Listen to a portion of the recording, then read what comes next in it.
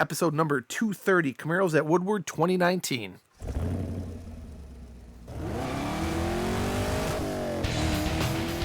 Welcome to the Camaro Show. A podcast about all things Camaro and GM Performance News. I'm Chris Frezza. And I'm Jason Debler. We're your hosts for this week's episode of the Camaro Show.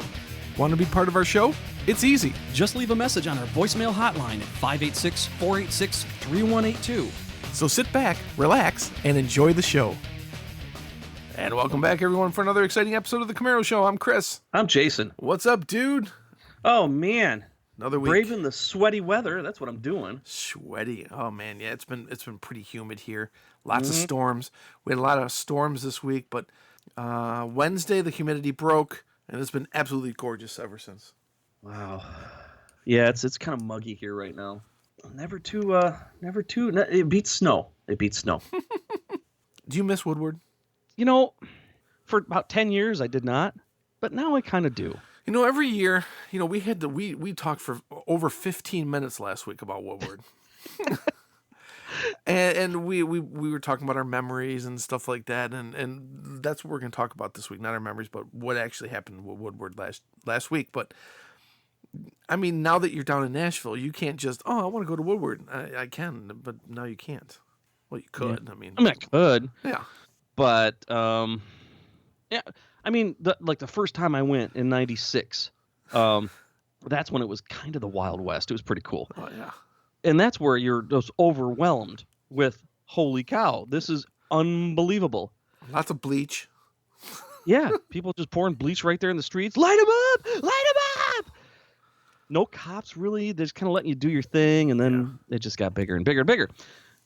And then that's the thing, is as it got bigger and bigger and bigger, it became more of a pain in the ass. So, and then, just getting there, was an hour drive, even if you live just a few miles away. And it just got to the point where it's like, all right, yeah, I'll do it, but only because it's, as well. Yeah. But then now that I can't do it, I do miss it. Yeah. It was I fun. do miss it. It was fun. So tell me about what you saw. So we went out there. I went out by myself, got out there about 10 a.m. Went out to the Birmingham Triangle where Chevrolet brought out a bunch of stuff. They brought out a ton of stuff. In fact, the display that they had for the C8 Corvette was amazing. Really? It had its own little house, and they had a red C8 inside, and then all around it. So they lined you up outside. They did in a very nice organized line. It didn't take but 5-10 minutes to get through the line to get inside. And then they had like all the available seats, all the available colors, all the available key fobs thing inside, so you can get up and close with it. And that was cool. And then they had the hood and the rear both popped, so you can see that little tiny little hood in front. Yeah. And then in the back, and then the engine, and it was nice. It was nice to be able to touch it up close and personal. It's a beautiful car. They outside of it, they had Ron Fellows had his C8. It was a C8 with said Ron Fellows on it, and it was advertising Spring Mountain. So you can go there. So I have a feeling that they're going to be getting C8s and that you're going to be able to go drive at Spring Mountain in Pahrump, Nevada, which we've both been to and we've talked about before. So that's going to be pretty cool. That was a white car. And so a lot of people, that was, I think that was like the spotlight of Chevrolet's display. And then, of course, they bring out a whole slew of Camaros. They had, 1LE. It was basically the cars we saw at Camaro Fest in Nashville or in Bowling Green. Those were the cars that were there. The Shock. They had the Shock car. They had that green car, the Rally Green. They had a 2019 SS that was under a tent, and the performance cars and the Chevrolet Performance. They had a lot of the performance parts on it, but they had the 2020 front end on the 2019 car. Nice. And the bigger spoiler, or the bigger wing, and the all the different things. That one was also a white car, very nice. They showed a lot of trucks. They had some Malibu. They had a Bolt. A bolt or a volt? Yeah, the Volt's done. I So know. I yeah, know. so it's no Blazer. No Really? Blazer. Wow. Last year there was a crowd of people around it. Crowd of people. There's a I don't know why they didn't have a Blazer. I'm thinking, I don't know if I'm far off, but you know how every season before they start baseball here at Comerica Park, they hoist up cars up there. Yeah. Well, this year they put up a couple trucks, including a Blazer, and so many people were upset because they make the Blazer in Mexico that they pulled it down and put up something else. So Oh. I'm thinking, I could be wrong, the Blazer wasn't there because of that. That makes sense. But they had all the other vehicles. They had Suburbans they had Tahoe and all their trucks, Silverados, and big Silverados. But yeah, Chevrolet came out full force for the event. They had pretty much everything there. I think the Camaro Club, or not Camaro, the Corvette Club had all the different generations around the area where they set up the C8 house, where the people were lined up. So they had like a different generation Corvette for that. The semi truck that had Corvette C8 on it was beautiful. It was like flat black, and it was pretty cool.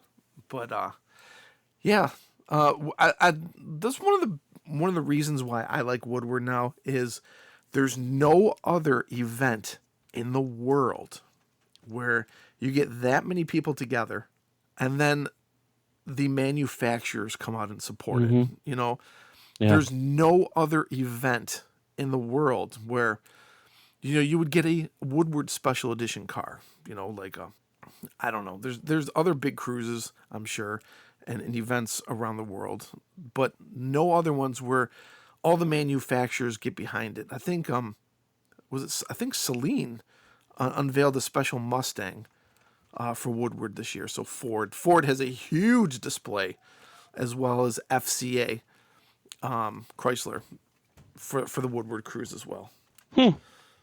So that was Woodward, man. I was cooked by 2:00 the afternoon. I saw Al's car there. I didn't see Al. I know he was there, but Al, yeah, I saw your car, Al, and he saw my pictures too. 'Cause I shared those on Camaro Show, the Facebook page too.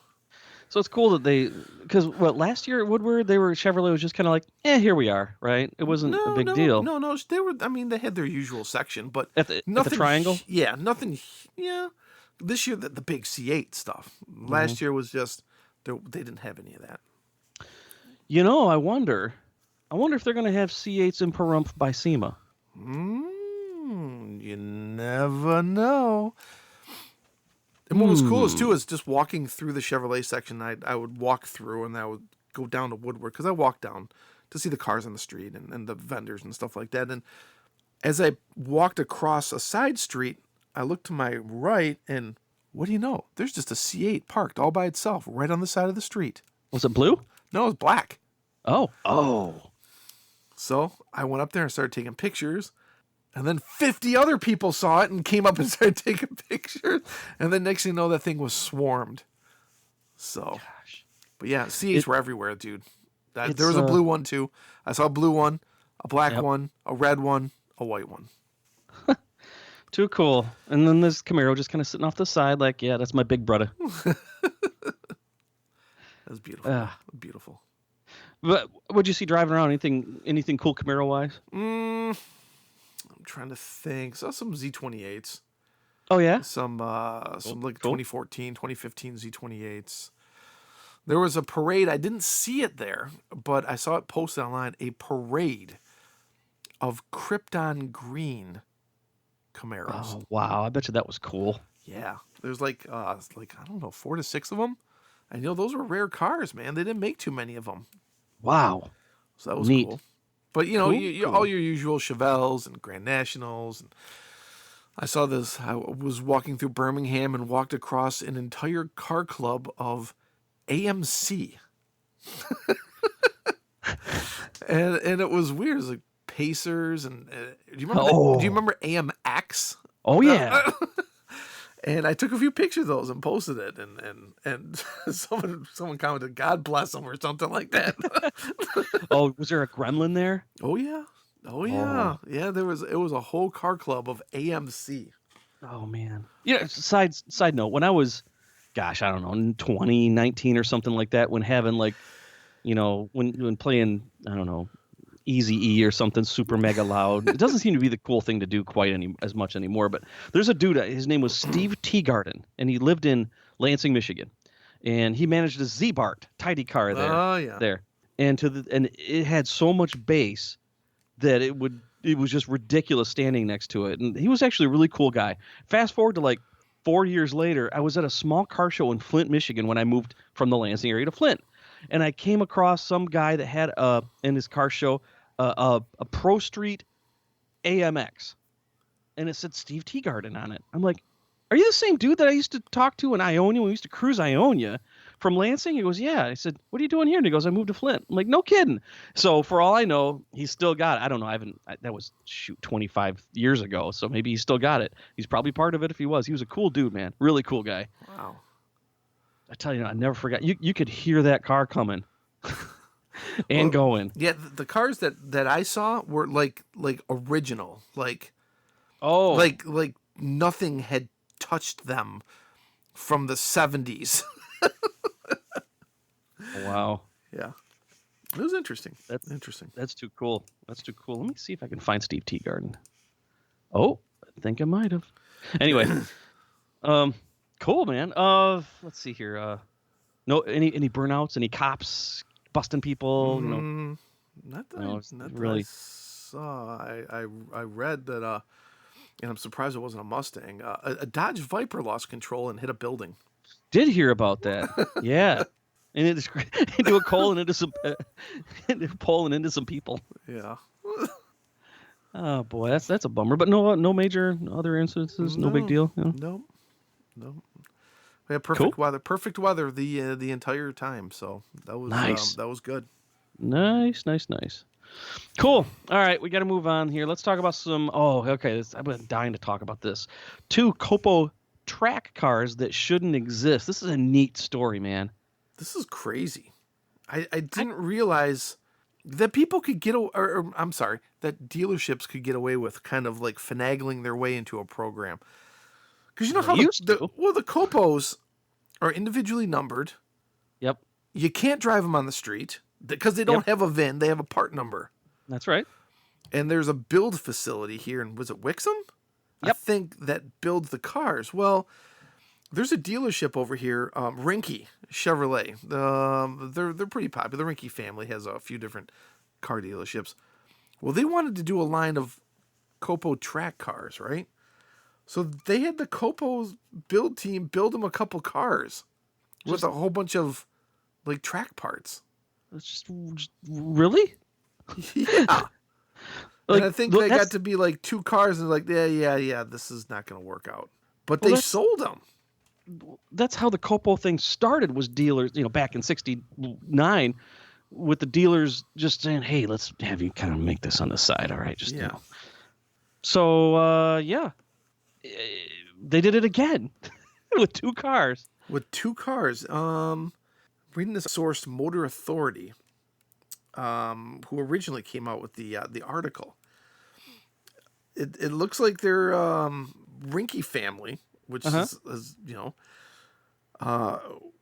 which run. Let's see, one of them runs Copo Parts Direct, which supplies parts for fifth and 6th generation Camaro owners looking to make Copo dragsters of their own. So back in 2017, the father-son duo planned to have the Copo team build either 100 or 200 track day performance Camaros, much like the 1LEs. Mm-hmm. But it never happened due to logistical problems and trying to get all those parts all at one time. But if you look at the pictures, it's a blue one and a white one. Mm-hmm. And yeah, it's beautiful. Oh, yeah, they are. But not drag race cars. No.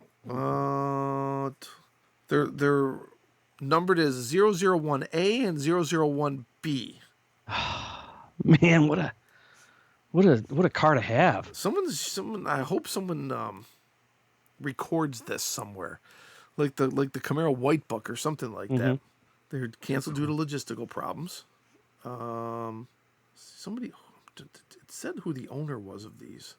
I did see that somewhere in the article there. I want to say that they're owned by someone. I think the same person. Both of them are owned by the same person.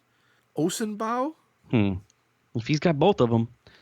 They also wondered if the Copo team worked some magic on the engines too. So for a little more get up and go.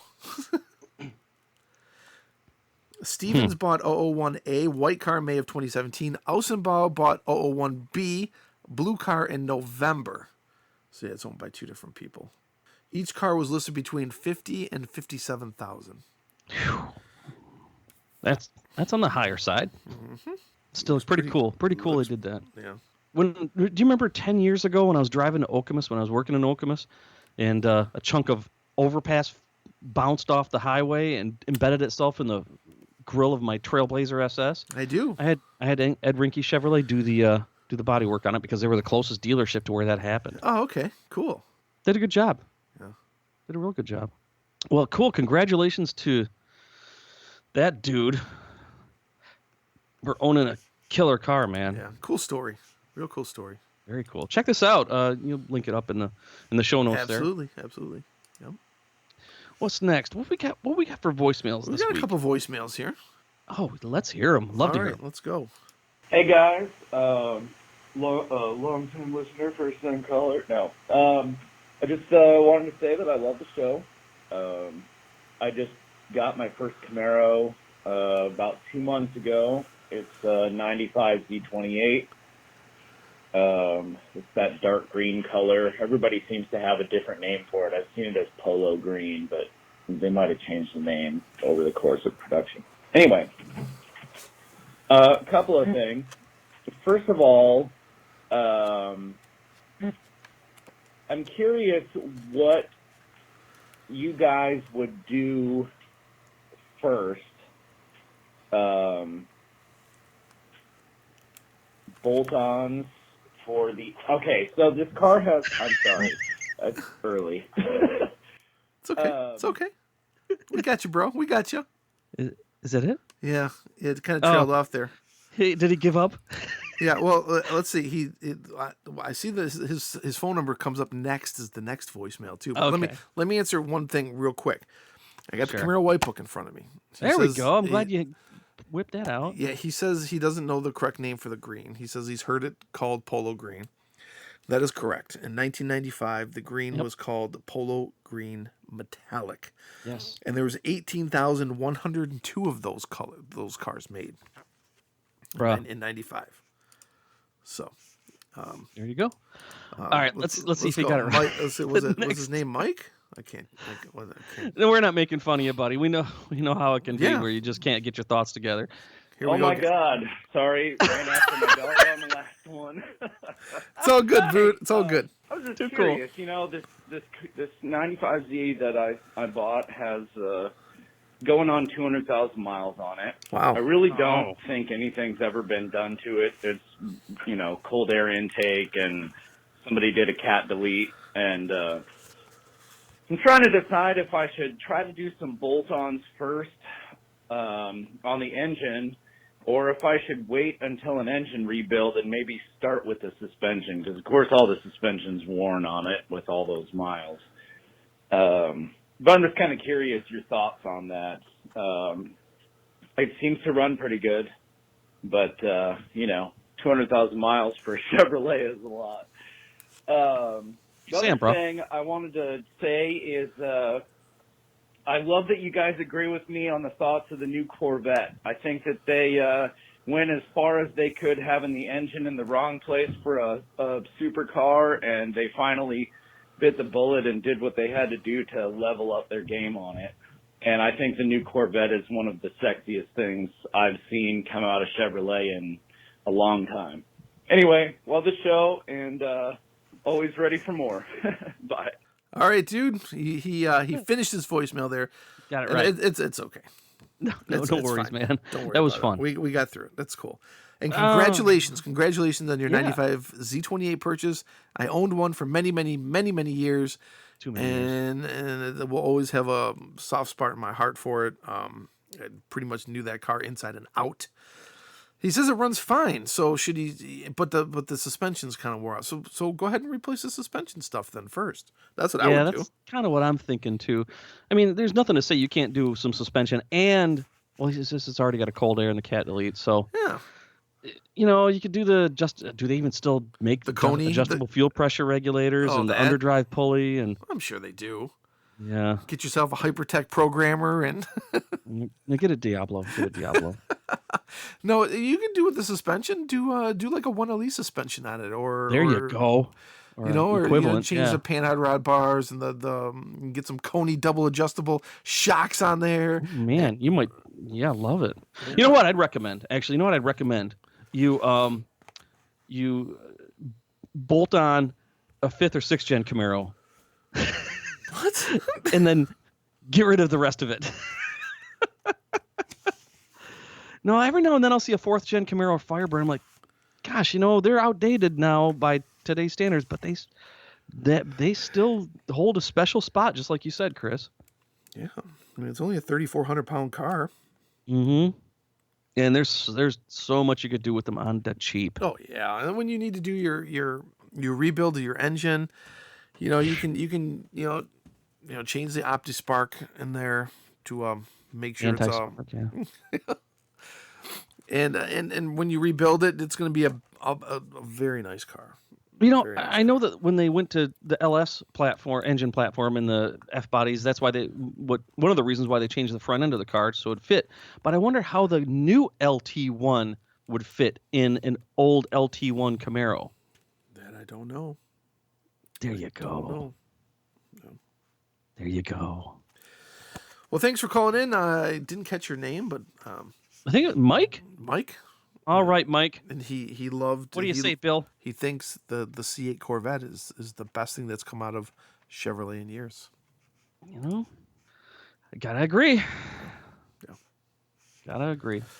Well, if you guys just picked up a brand new car, or you want to talk about something about the C8 or anything else that's coming out of the pipeline at GM, here's how.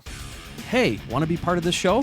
Well, we want to hear from you. Just hit our digits at 586-486-3182, 24 hours a day. Leave us a message, and we'll feature it in an upcoming show. So what are you waiting for? Do it now.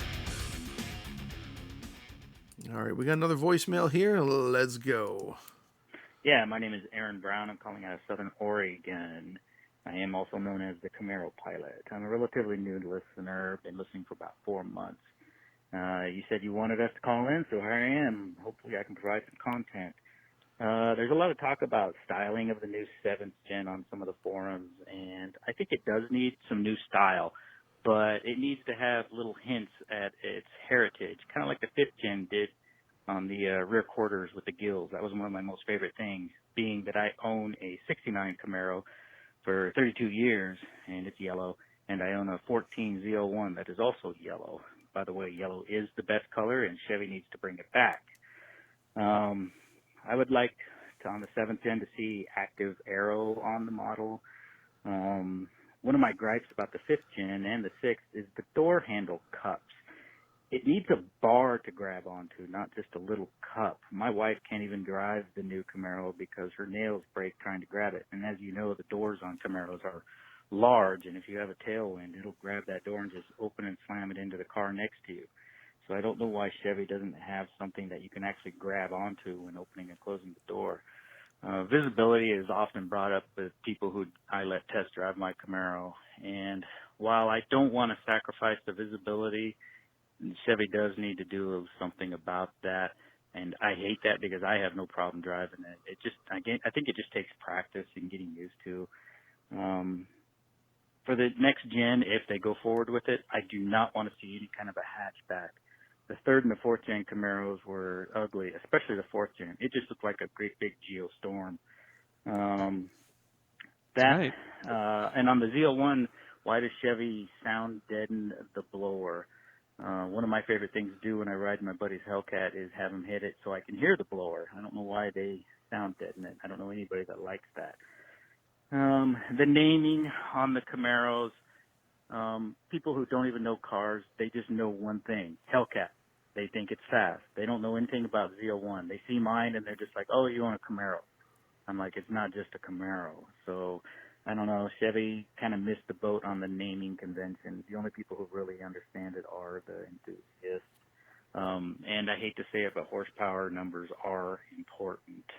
Even though Chevy Camaros are just as fast as some of the other muscle cars, the horsepower numbers are a little bit lower, and I'm sure that doesn't help salesmen when they're trying to do that kind of stuff. Anyway, keep up the good work, you guys, and I want to keep hearing you. Talk to you later. Bye. Mr. Aaron Brown, thank you for calling in. A new person from, I think he's at Oregon? Oregon? Yeah, Oregon. Nice. Or as we would misspell it, Oregon. Oregon. Yeah, we Oregon. have one of the Camaro disciples live in Oregon. Maggie. That's right. Maggie does. Yeah. That's cool, man. Thanks for contributing to the show. Great points all the way around. Let's see. Oh, gosh. There's so much to talk about here. He said Where to yellow is the begin? best color. They should bring it back. They did. It's called Shock. Yeah. I don't know. I don't think he'd consider it yellow, though, Really? or true yellow. You know, like Oh. the yellow that's on the Camaro that's over your shoulder right there that I can see on the screen. I mean, they had Shock for 19, and then they brought it back for 20. Yeah, It is a very bright yellow. Some people do mistake it for green, though. And it's, I see green in it. yeah, Not it's probably everybody got some does, but- hues. It's probably got some green hues in it, but that is definitely you do not mistake that color on the road. Let me tell you, kind of like the Krypton green, that Shock yellow. It's like the Shocker. So let's see. Why did they sound dead in the blower? Do you think they I sound can dead in make there? an assumption on that. That's a good question. I think it might be because of the core purpose of the vehicle. The vehicle is meant for track racing, and after a while, you don't want to hear the blower. You want to hear when things go wrong. Oh. So maybe they said, okay, that long term that can get annoying, that can get distracting, that can also mask the sound of something going wrong on the track. That's my assumption. I'm probably right, as I usually am.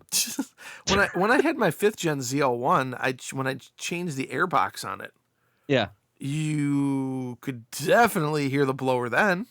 So Yep. maybe change your airbox and you could. I'm trying to remember Rotofab. I think I went with the Rotofab one, and Yeah. then nothing like when I had my Pro Charger on my Z28, my 4th gen. That one whistled. That was just loud. You know, I was just going over some of my old YouTube videos, and when I had that Magna Charger on my 2010 Camaro, and I changed over to that cog drive system, and that really brought out the sound. I did like, I do like it. I agree, it sounds awesome, but you know, some people might go, it's too loud, it's too annoying, and then they should be shaved, sterilized, and destroyed. But He also complained about the handles, the door handles. he's talking about the interior handle, He right? says they're like little cups, little door handle cups. So you can't get a good grab. It's just kind of like a finger, like first knuckle deep. Yeah. I don't know. Yeah. And I never really even thought of it. No, but then again, you don't have nails. I guess not. Interesting. What else? Horsepower numbers. Yeah, well, they do It's all get about people into the marketing. showroom. It's all about Yep. marketing. Yeah. And then Hellcat. Well, of course, Hellcat gets more recognition because it's easy to say and it sounds really, really rebellious. I mean, what? 10 years ago, would you have thought that a major vehicle manufacturer would have put the word hell in the name of their car? Yeah. I still find it strange now that they do. And then all the different models that Chevrolet use, they're basically just option codes, right? Put on the side of the car. Well, the it's also Z28, historical. the 1LE, the ZL1, weren't they like RPO codes? Yes. So that's what it is. But he's right. People don't know RPO codes. Yeah. Interesting. Good comments, man. Thank you so much for calling in. Appreciate that. What else we got here? We're past our 30-minute mark here, but I think rocks. I think we need to do this one. So go Yep. ahead. So I told you specifically not And to read this article. I have not read it. This came from Haggerty. I love their articles. They're not as plentiful as some other automotive news outlets, but they're almost always good. 5 best burnout cars according to you. So they did a poll. Everybody say, post what your best burnout car is.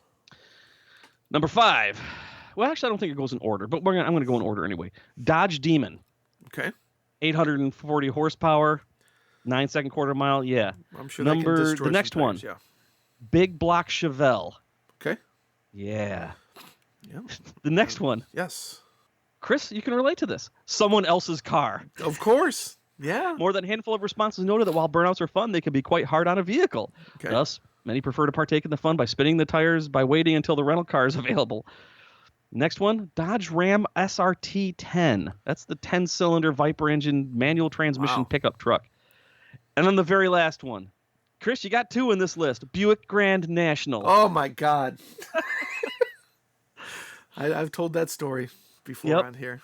Where your buddies would borrow your Buick Grand National to take it around the block and come back and say, what? This thing does the best burnouts ever. Thanks for wrecking my car, a-hole. Oh, my God. Yes. Sporting one of the smallest engines in the pool of proposed cars, the Grand National's bite is far worse than its bark. Once the turbocharger spools up in the whole 231 cubic inch V6, the gussied up Regal could spin the tires with the best of them. One of the things that Mike Lick showed me how to do was instant boost. Or I'm sorry, beg your pardon. Rolling boost. Oh. You ever seen that? No. I didn't know about it until he told me. Go ahead, tell me. What's that? Go ahead and tell me. I know he would bring up the boost with the parking brake, and he actually made he actually sold a piece of cord to pull it. Yep. Because people were reaching down and pulling it and turning the steering wheel. Yep, that's right. Yeah. So they'd sit there at the drag strip. They'd sit there on the line when the lights would start come down. They'd keep the e-brake on with their hand on the handle, and as soon as the light would turn green, and they'd start building boost by putting, it's almost like power braking, and as soon as the light would go green, they'd pull the handle, and then of course, they'd have to lean down to do it. So then he would wrap a leather cord around it. But the first time he did that, he was really up on boost, a lot more boost than he wanted to be, if I remember the story right. And he almost took out the tree. But rolling boost is what he had. I was riding along with him, and he was doing maybe 20 miles an hour on Garfield, heading north from 15 Mile Road. Okay. Because we were going to turbocharge my 2010 Camaro, not supercharge it. And he's like, this is what rolling boost is. Driving along at 20, he'd put his foot on the brake, but then put his foot on the gas as well, kind of like power braking, but rolling. Okay. And it'd build up the boost, but he wouldn't have to go from a dead stop. He would still be in motion. Oh. And when he actually let his foot off the brake, it's almost like shotgunning a beer. It like uncorks it and lets it really go. Wow. So it was rolling boost was a lot of fun. Oh my goodness. I feel bad for all the cars that got blown up from people just saying, let's see what this thing can do. Huh. Wish they'd bring it back. I saw Grand National at Woodward last week. Parked, and I was like, oh my God, I miss my car. God, I miss that car. God, it's been 30 years. 30 or 31 years since I had that car. Wow. Well, heck, man, it's been 26 years, 23 years since I had my first Camaro. Wow. Am I doing my math right? Dude, we're old. I don't know. I'm. You know what? I'm older than I look and much older than I act, and that's all that matters to me. That's true. But that was the show. That was good. That was a good article, man. Yeah, I'm gonna link that up. I'm gonna link that great. up. Yeah, I'm gonna link that up in the show notes. Dear listeners, call us and let us know what is the best burnout car you have owned. Let us know. I want to know that. I'd love to hear that. I can't even do a proper burnout. Yeah. I can do a good burnout on my Camaro now. Yeah, but I was always afraid to do the power brake type of thing, and I'll explain why in the next episode. We don't have time for that this week, but we will be back next week with some cool stuff, including your voicemails about burnouts. Who's the burnout king of our listeners? Let's hear it. All right, guys, we'll see you next week. See you. Thanks for listening to The Camaro Show. Don't forget, drop us a voicemail at 586-486-3182. We'll see you next week. See ya.